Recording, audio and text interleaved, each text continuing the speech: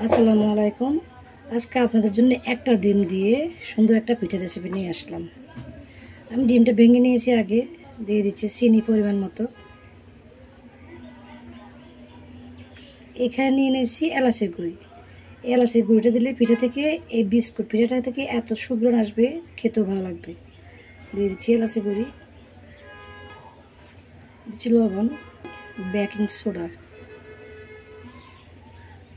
ডিমটাকে ভালো করে চিনির সাথে মিক্স করে নিতে হবে। আগে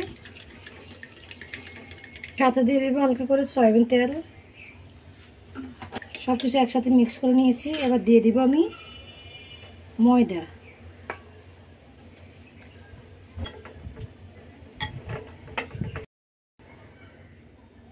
তাহলে দেখুন আমি ডোটা রেডি করে ফেলছি, এরকমই হবে।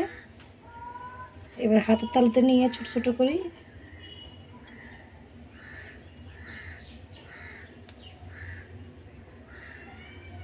এরকম লম্বা করে ছুরি দিয়ে এভাবে কেটে কেটে দিবেন।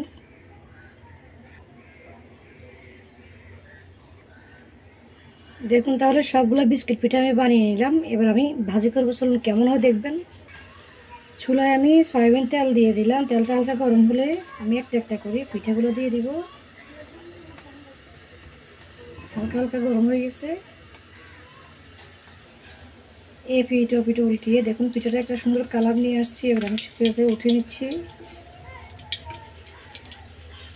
তাহলে দেখুন আমি সবগুলো পিঠা একইভাবে বানিয়ে নিয়েছি, এত সুন্দর হয়েছে। সবগুলো পিঠা ফেটে ফেটে একেবারে কামরাঙ্গা সিস্টেম হয়ে গেছে।